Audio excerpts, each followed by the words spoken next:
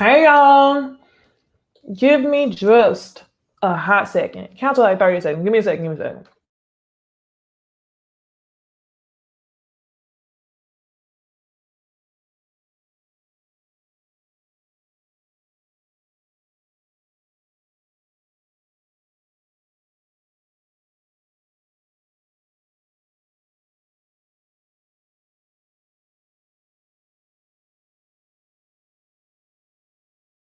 All right. Hey y'all, it's NeceyDixon. Welcome back to my YouTube channel. If you are new here, welcome. If you are returning, y'all, welcome back. I'm not even gonna try to welcome. I'm not gonna try that. I'm trying to hold my ponytail to the side because we've been looking a mess. It's coming to the end days, but thank y'all for joining us live. I done had a long day at work, but I was super excited to come and talk to y'all about last night's episode, the foolery. Okay, I hope y'all like my thumbnail because Mia almost is never enough. Mia, I was rooting for you. Mia, you could have been that girl if you had some Nene Leakes energy and was on some, I said what I said, but no, you didn't want to keep that same energy. Gosh, girl, you disappointed me. But let me go ahead and say what's up to y'all. Thank y'all for joining my live again. I see Alicia Garcia, Sam J. Yes, y'all. 7,000. We made it to 7,000. So thank y'all so much for rocking with me. Then we got Ramel, Carla. Hey. Kimonte. This comment was killing me. I saw you say the same thing in the Ooh Ladies first panel. You were like, it's giving very much Candace tease. Thank you. I thought so too. After I finished it. But Candace is very much like black little petite Barbie doll. So that's what it was. Karen, Colorado's in the building. I'm gonna be there in December. So hey girl. But let's go ahead and get into the episode. What a disappointment, Mia. Like, I really thought she was going to do what had to be done, but she didn't. So let's start out. Oh, I'll tell y'all who gets the clown mask tonight. But let's go ahead and start out with the beginning of the episode. It was real light, y'all. This was a very easy episode, a fun one to actually review. So I was like, okay, nice. Like the story was not chopped into 15 different parts of the episode in 15 different places. It was very nice. So let's start with Robyn and Gizelle. We find out that Robyn and Gizelle are working on a podcast. The podcast is already out. I hadn't listened to it, but I really do like listening to podcasts. I just don't think I want to listen to Robyn and Gizelle. It's going to be the Gizelle show, and Robyn is going to be the sidekick. If y'all have listened to the podcast, y'all let me know any different, okay? But that's literally like, literally, they're dynamic, okay? It's the Gizelle show. Down to the screenshot that I have for y'all. Gizelle is, and Robyn is just looking at her like, yeah, it's the Gizelle show. So anyway, Gizelle gets there first, and she is talking to her hairstylist. I cannot remember his name. His name starts with a D or a J, but she's talking to her hairstylist, and she's talking about Jamal. Basically saying that, you know, she doesn't think that it's possible for them to have an honest relationship in the middle of a pandemic. And her hairstylist looks at her like, I'm thoroughly confused. Like, yeah, I think it's possible.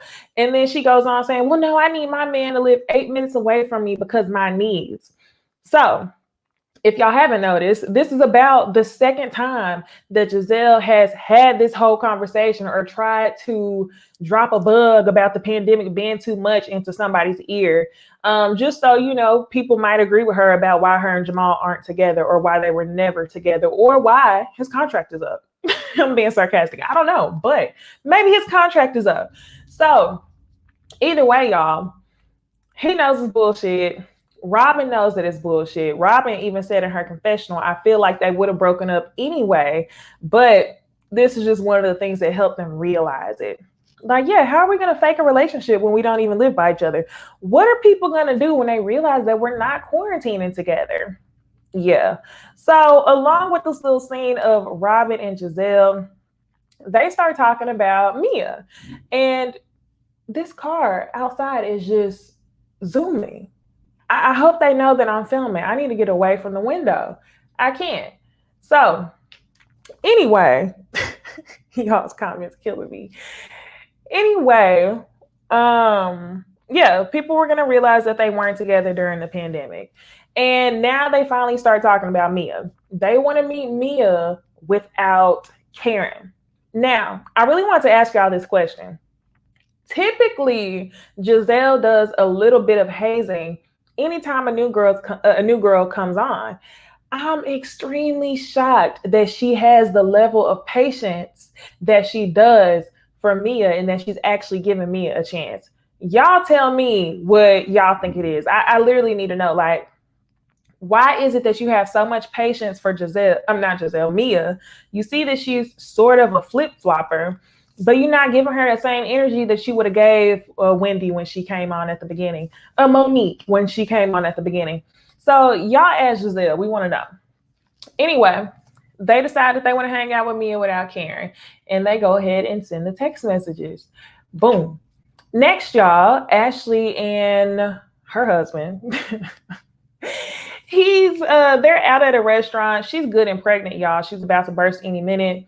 They say that they can't go anywhere without packing the hospital bag. So she's very ready. Very cute dress, Ashley. So they're at dinner and they're just talking about how, they're intimate without the sex and there's romance and this and that. Ashley feels like this time around her connection with Michael Darby is everything. So I don't know. The way I feel about Ashley and her husband, y'all know how I feel about him being on the show, especially with so many allegations against him from so many. It's only 2, but still, that's enough, okay? From one of the castmates of Bravo, or not castmates, sorry, production people. We know that you have done some inappropriate assuming things. I gotta catch myself because somebody might actually flag that. Allegedly, y'all. So I'm sorry, y'all. The internet is going against me today. So anyway, I'm just saying we wouldn't see that same grace for somebody else on the show. I even saw a preview for Watch What Happens Live where Ashley's going to be on Watch What Happens Live and Michael is going to be working the bar. I'm like, really, Andy? Really? Y'all should have done something different. But y'all know how I feel about him. Regardless, my point is, she's acting like their relationship is all fine and dandy and they're so in love. So we'll see. Michael also brings up the idea of him starting a movie company. Ashley doesn't want to do anything that could potentially mess up their coin. So whatever, that part was pretty boring. Next, we see Karen and she's on FaceTime with Raven. And I think their relationship is really cute. Something about Raven just seems like extremely sweet and innocent, but I feel like she can't really be like that. So girl, I want to know who Raven is a little bit more. But to be honest, I would have to say I prefer a Raven who's more low key than a Noelle, Cynthia's daughter. Cynthia's daughter, she be on the scene too much for me. Like, I don't like scrolling through Instagram and I see her posting all the time and she's like very much branding herself as Cynthia Bailey's daughter. So whatever. I just prefer this over Noelle. So they're having a conversation. Karen ends up saying that she is going to be the ambassador of Surrey, Virginia. I'm trying to give y'all a little bit of fluff in between because it's really nothing extra going on here until the end of the episode. It's J-Dub. Thank you for backing me up. Double standard at its finest. It definitely is. Okay, next. We see Mia. She's at work and y'all know, or her place of business. Y'all know that she owns 14 The Joint franchises. And it seems like the business is doing really well. She has a new twist about her. She's struggling to find work-life balance. She's going to give us a little Candy Burst tease, okay? She was supposed to be dropping her son off at basketball practice, and G ends up saying this is the 3rd time that she flaked on him. So he just wants her to be a little bit more responsible. So that's what we're going to learn about Mia, is that she's such a hustler and a boss mom that she's going to have to learn how to balance her life. So finally, y'all, we get down to the party. And Candace is decided, hold on, my pictures are out of order, y'all. I'm so sorry. Okay, let's talk about these girls working out. That's the picture that I'm missing. Boom. Here we go, y'all. So Robyn, Escala, and Wendy go working out.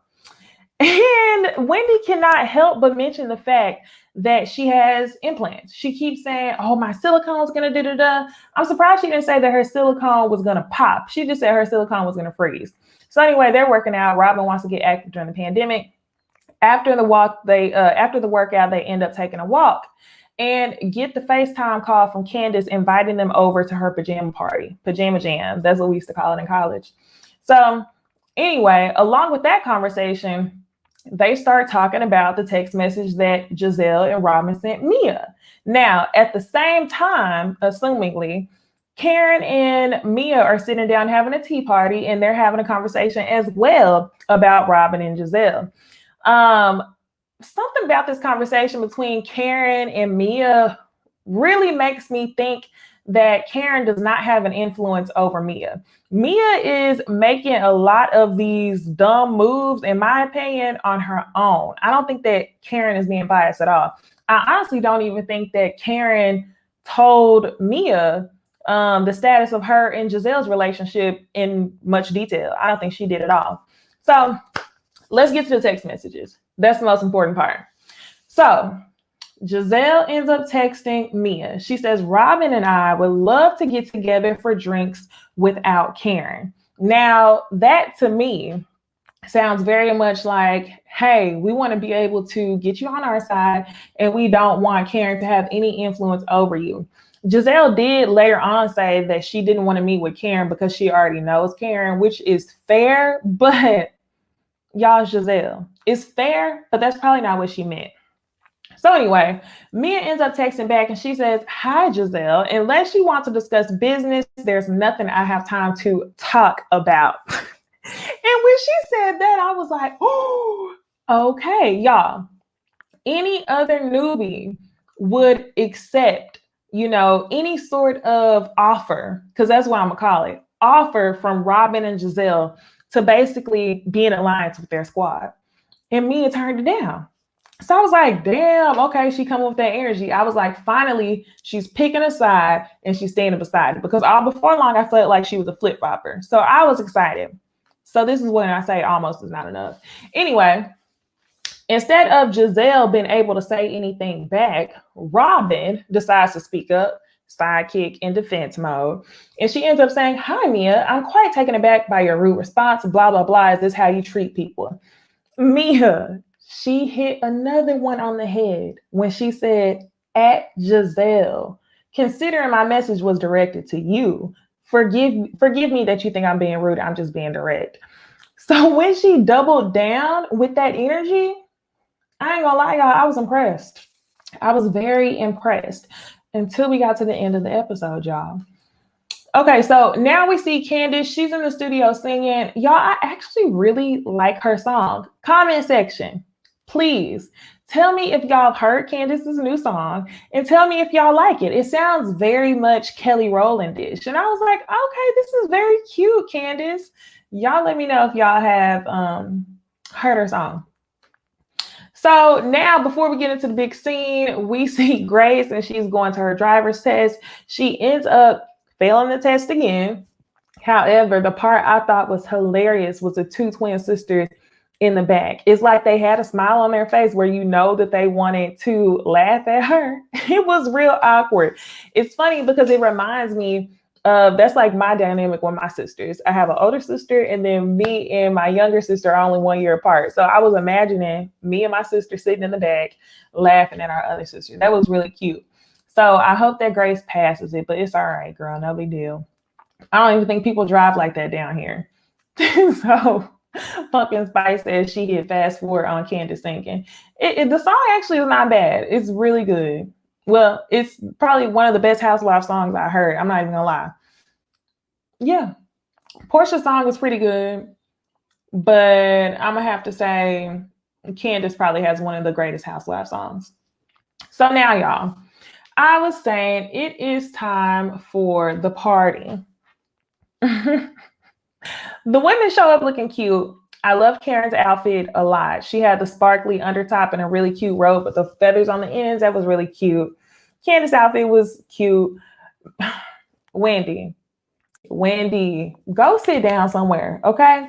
You ain't even got to do all that for us to know that you got the plastic surgery. You don't have to do all that. So I just had to show y'all that picture of Mia. Not Mia. She hates when I said that. Wendy. Now, time for the party. Mia shows up last, and before she walks in, everyone in the house is already having conversation about the text messages that went down between her, Gizelle, and Robyn. So I guess before she comes in, Karen says to everybody, okay, Mia's coming, and Candace says, are we going to be nice to her? And Wendy says, is Mia going to be nice to us? I'm like, I really hate that there's an us versus Mia type thing, because Wendy, you're not a part of the ops. You're moving as if you are, but you really gonna play yourself in the end, because that's how that always works. I feel like that's what happened with Candace. She thought she was a part of the ops, and the way you the longer you move with them, you're gonna end up playing yourself. So I'm just like, okay, whatever. Anyway, Wendy speaks up. And I didn't realize that Escala was gonna speak up too. Mia initially, she ends up taking responsibility immediately. She says, I'm going to say that I could be a little bit nicer in my responses. And when she said that, I received that. At first, I was like, why would you fold so quickly? But I was just like, okay, cool. But no, Escala speaks up. Escala, what are you hollering for? Escala says, I just have to say there's a lot of delusion here. So make it make sense, okay, y'all? Either Escala spoke up and got turned up off of nothing. I'm tired of people jumping in front of the bullet for Robyn and Gizelle. Quick, let them fight their battle, right? So either you turned up over something dumb, or they chopped the clip and there was something that Mia said right before that was super delusional. Because the way that she's been flip-flopping, honestly, I would not be surprised if that's what actually went down. So in response to Escala's question, or saying that there's a lot of delusion going on, Mia ends up saying, I'm sorry, but how many businesses do you own? That was borderline almost as embarrassing as Wendy talking about TikTok. Mia, I was rooting for you. You just need a little bit more fine tuning. Maybe you should go to Housewives boot camp. You're almost there. But I wish you wouldn't have folded so fast. I'm telling you now, Mia, if you wouldn't have folded, people would be rooting for you, literally, because that was almost me. Until immediately after that, she goes up to Gizelle and was like, oh, I'm just going to apologize. I'm just going to apologize and let her know that I'm not going to talk to her like that anymore. And Gizelle just says, okay, thank you. But you really just played yourself. You should have, I said what I said. That's what you should have done. So Candace ends up saying, y'all know this isn't going to be solved, so let's go on to the living room and we're going to play Never Have I Ever. So they end up playing Never Have I Ever. Mia somehow ends up letting everybody know that she didn't get surgery done on her. She didn't get surgery done there. She let us know that it was just a rejuvenation. Where was the confusion? Why did you come on there saying something so outlandish if it was a rejuvenation, which other people have heard of before? This makes me question your character, Mia. As much as you act like you're a boss, there's always something about people who wants to feel accepted. You trying to get in where you fit in. But my thing is, if you're going to fake it, I'm going to need you to fake it till you make it. So keep the boss energy all the way through. And I don't feel like you did that. So she lied about the clip. And then they also talked about never have I ever had a threesome. Apparently, Mia is the only person in the room that's had a threesome. She ended up saying that it was with her husband and a girl, and she just likes to watch. Keisha said Mia's dumb. I don't know if she's dumb. I think she's afraid. Like, you want to be a boss, you want to be a bad bitch, but you can't stand. You got to stick by what you said.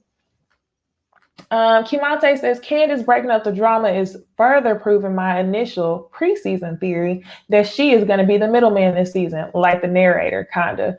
Yeah, I kind of thought about that. I did, especially whenever they were back at the spa And Candace was the one to talk to Wendy and tell Wendy, oh, well, hey, don't let her take you there. Like, she was really trying to calm everything down. But keep in mind, y'all, she ends up throwing salad at Mia at some point this season because we've seen it in the previews. So I want to know what Candace did. I just want to know. And then Keisha, this is Keisha in reference to her saying that Mia's dumb. She said, Necey, she didn't even know how old she was. She didn't even do the math correctly. No, this is what I think she did. She wasn't thinking about the math. I think that she was just trying to make it clear that she was younger than him, but she exaggerated how much younger she was than him. Yeah, I think that's definitely what she was trying to do. Thank you so much, Julia, on the congrats for 7,000. Y'all, road to 10,000 by the end of the year. So anyway, after they play that game, I guess I'll end it here. It was okay because there wasn't else going on. We see Ashley. And Ashley is having to deal with the reality that whenever she comes home from the hospital, Dean isn't going to be the only child. Y'all, I don't have any kids. I can't make fun of Ashley, but you just save this for home footage. That's all I have to say about that.